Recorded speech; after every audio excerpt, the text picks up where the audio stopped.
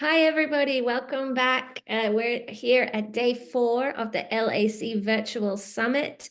And it's so nice to see so many returning faces and some new faces as well. I'm really excited to introduce you to our next speaker. And before I do that, I just want to take a moment to tell you a bit about this summit and why we're doing it and who we are. So my name is Emma Burns. I'm the Professional Learning Coordinator at Consilience Learning, which is the organization that runs the Learning Analytics Collaborative and is sponsoring this event. And what we do at the LAC is we are a platform and a service for schools that want to use learning analytics to improve and transform. Our mission is really to support you and your schools to build cultures of data use. What we mean when we say that is we start by helping you to collect all the data that you have in your school. And when I say data, I don't just mean academic grades, but also demographics, well-being, street data, all the data your school has, and then collaborating with you to figure out the best ways to present that data as information. Then we teach users how to use that information. So we have a lot of protocols and tools and resources to support staff so that they can learn how to gain insight about your learners. And we really believe that that has an impact. On our platform, we have over 100 visualizations, and each one of them has been customized to answer the questions that schools have. So we have different visualizations. Some are for teachers, which lets teachers see their classes and lots of different assessments in one place. We have dashboards for specialists, for example, EAL or learning support teachers who want to see the impact of their interventions. We've got dashboards for admin, board, and HR, providing high-level aggregate data. And we have dashboards for parents and students so that they can see their individual learning data over time. We've got over 50 schools in our collaborative from all over the world, and we are all about sharing the learning. So when one school adopts an assessment or develops a visualization or a new conversation protocol, we share that information with other schools. So that way everyone can learn and grow and develop their data cultures. And the new way that we're doing that is with this exciting virtual summit where we're giving every school opportunity to share how they're learning and growing and developing. So I'm really excited to introduce our next speaker for this. This is Jessica Lane. She is the founder of Data Informed Impact. She's an educational data expert working with schools to develop data systems and data strategies. And she's going to share a case study from her work with us today. So thanks so much for being here, Jessica. We're really excited to learn from you. Thank you so much, Emma. I'm excited to be here and to show a little bit more about this case study of the school that I've worked with over the past several years. I'm going to go ahead and share my screen. Alrighty.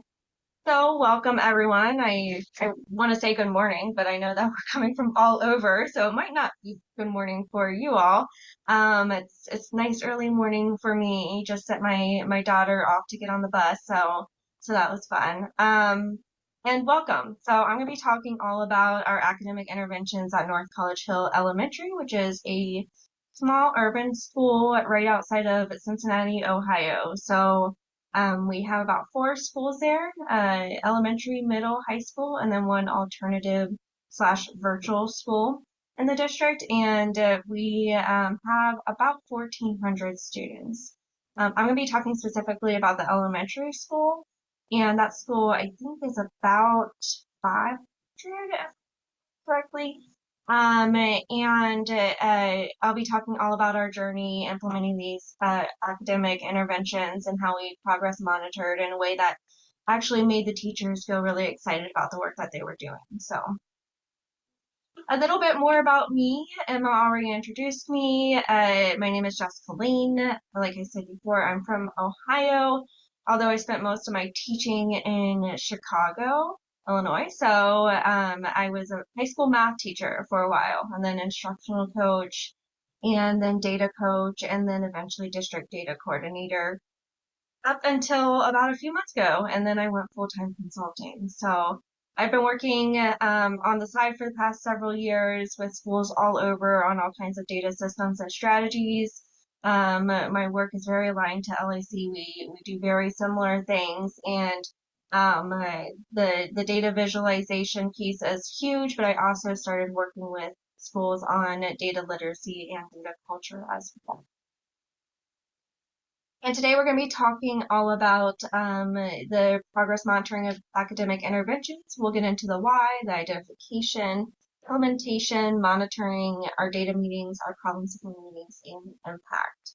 If you're familiar with MTSS, a lot of what we do is pulled from the basic and underlying structures of MTSS. So first there's a why. So I don't know if it's similar where you are, but where we are in Ohio, we get state report cards. And in the school year 1819, we had an F in achievement, which was not great. Our achievement score, usually we don't look at a whole lot. We really want to focus on that progress score because we want to make sure that wherever our students are, we are growing them. But that wasn't looking so great either. We actually had a D in progress the school year 1819. And if you look at the breakdown, really the only thing that saved us from the F was our students with disabilities, which is great, but our overall was an F, so really not great. And then in addition to that, we were being asked to have a correction action plan for the documentation of interventions. And that was because we were referring too many students to special education plans. So all this really came down to the fact that we needed a system that made sense for us, that helped us grow our students, and also helped us make sure that we weren't pushing them to referral too fast. So we started working on the structure of our academic interventions, and we're going to go through each piece of this, starting with the identification. So that's the first 3 weeks of our school year. We give a diagnostic. We used iReady, and they actually just added Acadians as well for this school year. And they're taking the below 25th percentile, and they're giving them that second screener. Actually, that might be what they use Acadians for, if I remember correctly. And then if there's a discrepancy between the first and second, then they're able to give a third screener. But what they really want to do is nail down exactly why that student is struggling so that they can accurately put them in, place them with a specific group that will address that deficit, discrepancy. So additionally, teachers may make recommendations based on a reteaching form that we give. And I'm not going to get into that, but it's essentially a reteaching form that allows them to add their data, look at the scores of their students, decide what their students need to work on, and create a reteaching plan based on that. Okay, implementation. So after those first 3 weeks, we then begin working with those students. Again, we're placing them in the skill-specific groups. So we take all of that data that we collected those first 3 weeks, and we put them in a group that makes sense for where they are. Those students are pulled out 30 minutes every day. We're able to make that work now for both reading and math.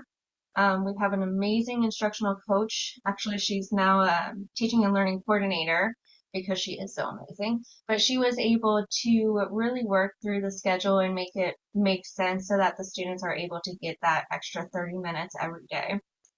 All students across the board also receive intervention during the WIN bell.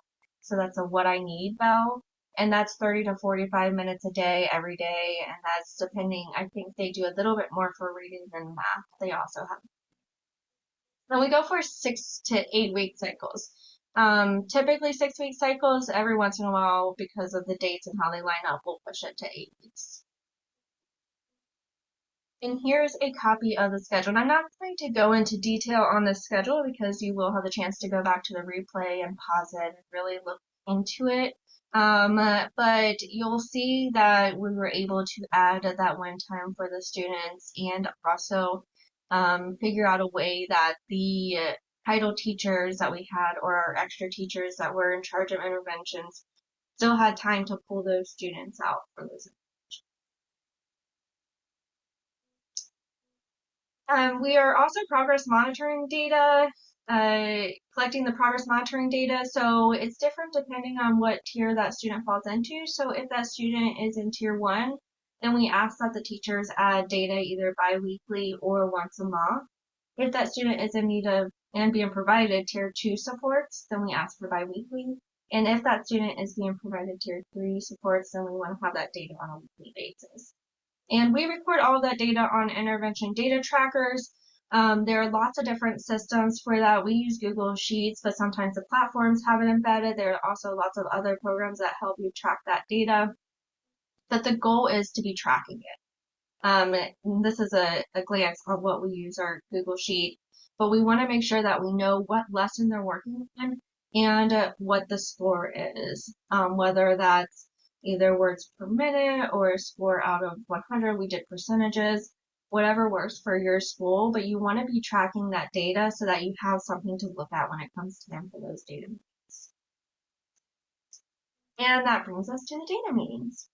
So after 6 weeks, we have our data meetings that are held usually with our grade level teams.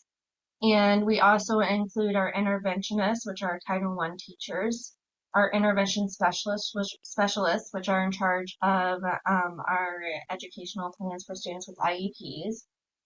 Those grade level teachers, we try to get the administrators involved, and then also the instructional coach will attend. And we are really big about using forms as a script. We find that that helps a ton with efficiency. And that way we can really stay on script and make sure that we are getting through students in a timely manner and also staying focused on whether or not they're making improvement. I know one of the biggest complaints that I've heard from teachers who have been in data meetings is we talked forever about the student, but we never came up with a solution.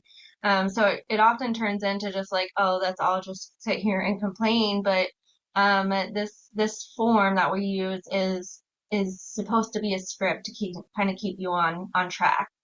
And then we use a dashboard to determine whether or not the student is making ineffective, questionable, or effective progress. So we take that tracking data and put it on a dashboard so that we're able to pull that up during the data meeting. And then based on that data that you are looking at in the data meeting, you can decide whether or not the student is to remain in the current intervention, change intervention design. So maybe we're going to switch things up, make things a little bit more intense, but not actually bring them up a tier. Further problem solving, which we'll talk about in a bit. Enter the referral process. So that's if they're going to potentially get an educational plan, an IEP. And or exit the tier 3 and move to tier 2, or exit tier 2 and move to tier 1. For questionable or ineffective progress, we usually do an additional 6-week data cycle before we move to the referral process. So again, part of the idea of this was to kind of slow down our referrals and actually make sure that our students were not being over recommended for IEPs.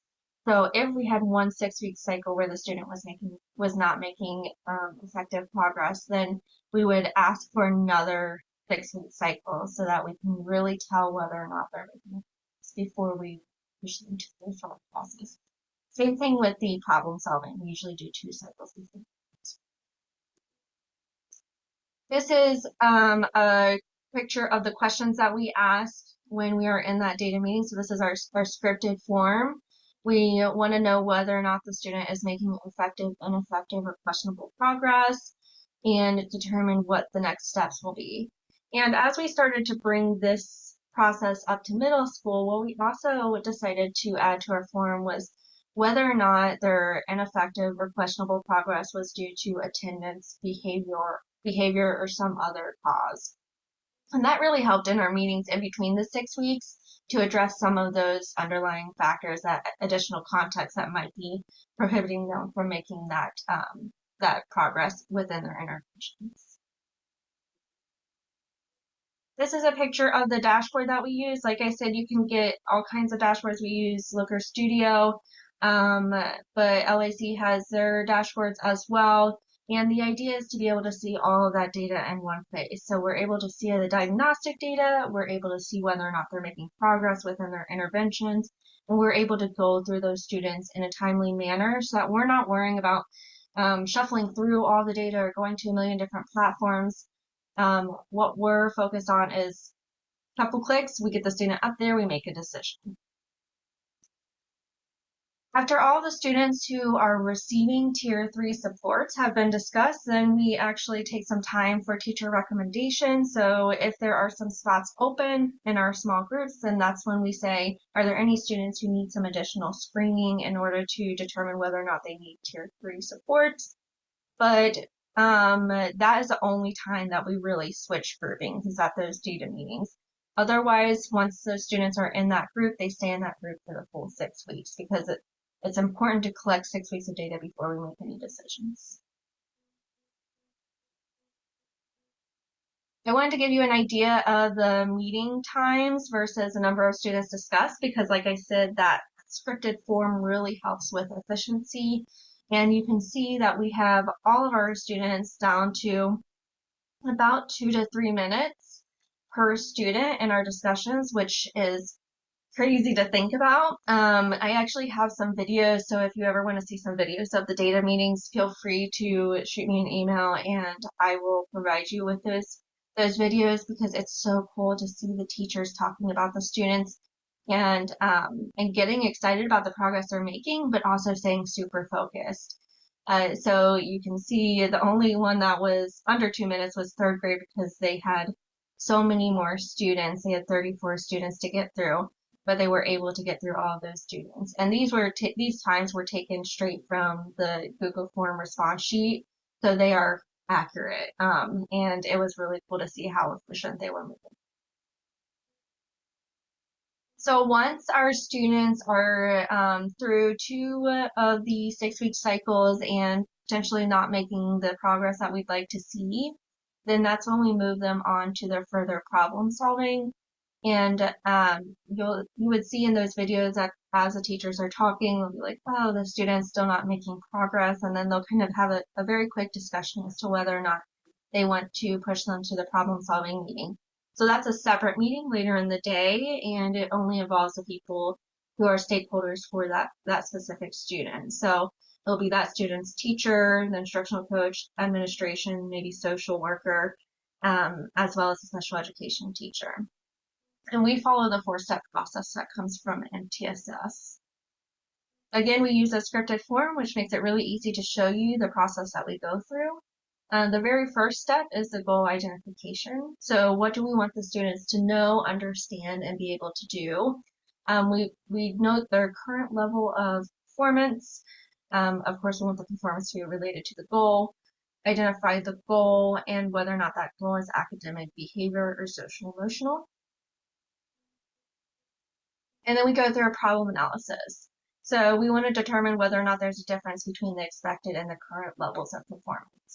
We look at medical needs. So these are the details that wouldn't necessarily come up in those data meetings. So we really want to dive in. These conversations are more like 15 to 20 minutes per student as opposed to the 2 to 3 minutes per student. So we're looking at medical health needs. We're generating a hypothesis. It's really cool to watch the teachers do this because they really do go deep into this whole process, and it's a lot more formal than a lot of the procedures that we have in schools, but I also have a video of one of these meetings as well. And then we look at the key domains of learning. So that's the ISIL, the instruction, curriculum, environment, and learning. And we try to determine what domain needs to be addressed. We create our predictions. So we do an if-then. And we look at all of the information that we have on that student. So we look at attendance, behavior, academic. We have interviews if we have them, observations. We look at our progress monitoring assessment data and social emotional learning as well. So that's another place where it's really good to have all that information in one spot. And then we look at what we're going to do. So what are the changes that we're going to make within the intervention? We're going to figure out how often and how we are going to be doing the progress monitoring, and then what kind of supports we'll need in order to do that. So this is really cool to see, especially since we just got our latest report card. So if you remember that 18-19 school year, we had a D in progress. The 19-20 school year, we obviously did not have any kind of data because that was COVID. The 21-22 school year, we had 5 stars in progress, so we did a great job jumping back from COVID. 22-23, we came back down to 3, which is still great. What we noticed when we looked into the data of our progress for 22-23, a lot of that was based on our 3rd graders. Actually, all of it was based on our 3rd graders. And those were the students who were in kindergarten our COVID year. So they really struggled, that grade level specifically struggled because they missed a lot of the foundational reading skills. So that was interesting to see. And then we just got back our 23-24 school year report card. We had 4 stars in progress and 3 stars in gap closing, which if you look at these 3 compared to where we started, you can see that what we're doing has really had an impact. And in addition to that, we've had more teachers inspired to join the building MTSS team. So those teachers are getting excited about what we're doing. They're seeing that progress. They're seeing, the students moving. It's often hard to see that a student is growing if you're only looking at assessment data from a diagnostic 3 times a year. So being able to see that data every 6 weeks and noticing that students are making progress in their academics is really, really neat, and it definitely led to a ton of buy-in. In some of those videos of the data meetings, you can see the teachers saying things like, their confidence has gone up. They talk about talking to the parents, and the parents saying that the students are more excited to go to school. It just has a very holistic effect, and it's so exciting to see. There's obviously been a decrease in the number of referrals to special education. We slowed that down quite a bit because we were requiring those 2 6-week cycles. We even had some parents who were coming to us and saying maybe their student needed to be referred to special education, and we were able to then show them the data and show that their students were making progress and make them feel a little bit better about where their students were. And then, of course, all of that data shows a ton of improvement. This is just a graph that I threw in here real quick, and this is showing the progress that we were making with students and students with IEPs and students without IEPs. So the green line are students without IEPs, and the red line are students with IEPs. Our students with IEPs were making progress each year and continue to make a little bit more progress. And our students without IEPs were making less progress, but we were able to bring them up and make sure that our students as a whole group were making progress, which was really cool to see. And then the neatest part of all of this is that earlier this calendar year, we were notified that our school was no longer an improvement school. So we were able to do what few people are able to do. Once you get that improvement school label, it's really, really difficult to get out of that slump. So it was really, really neat to see that we had pulled our school out of improvements. Few things to remember about this. It did take several years. So it started even before I was there. My first year was the year of COVID, so 19-20. But they started with a training in 2017-18 for MTSS.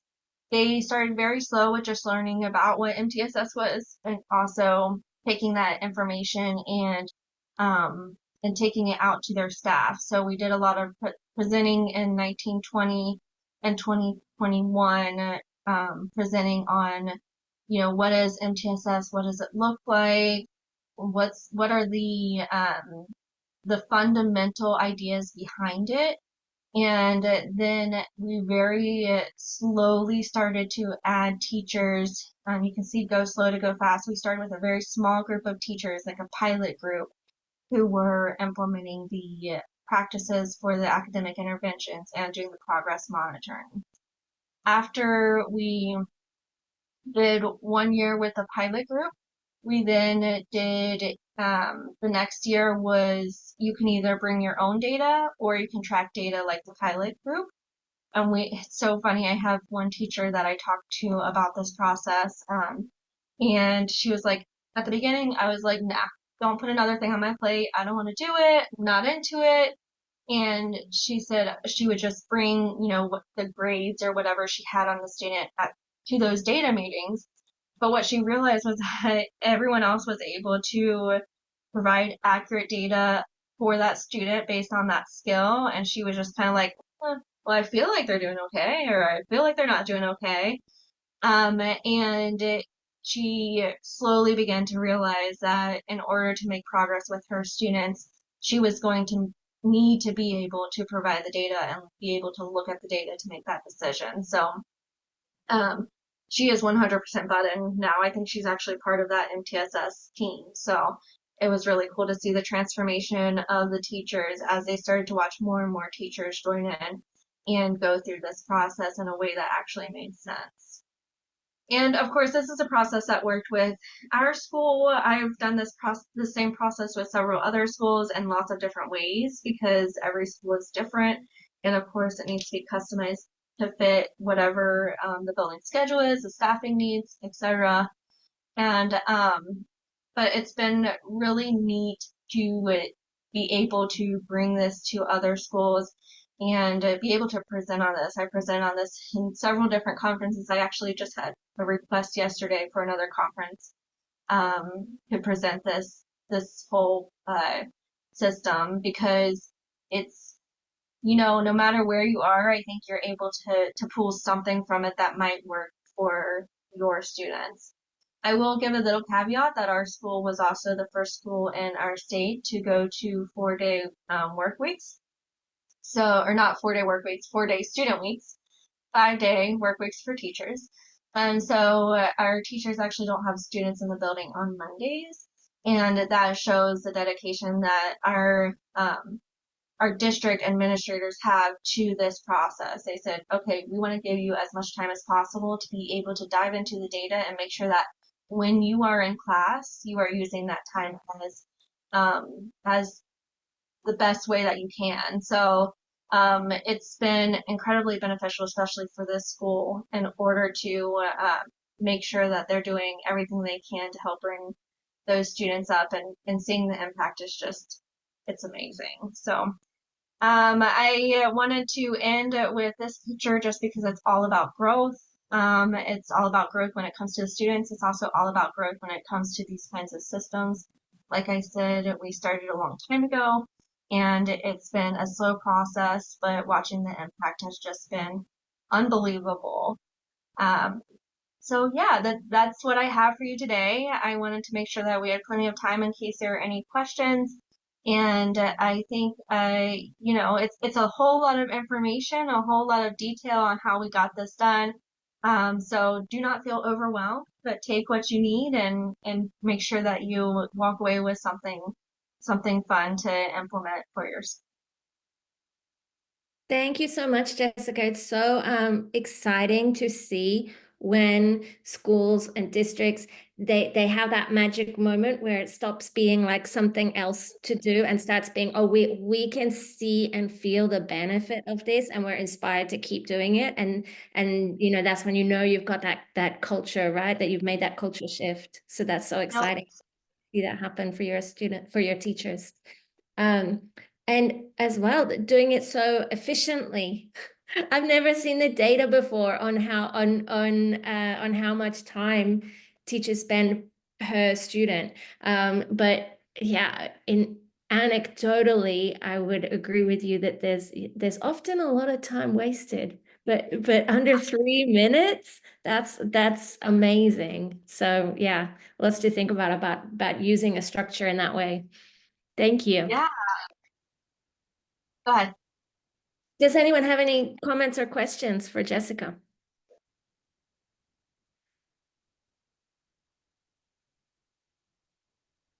Okay, well, I'm going to stop the recording and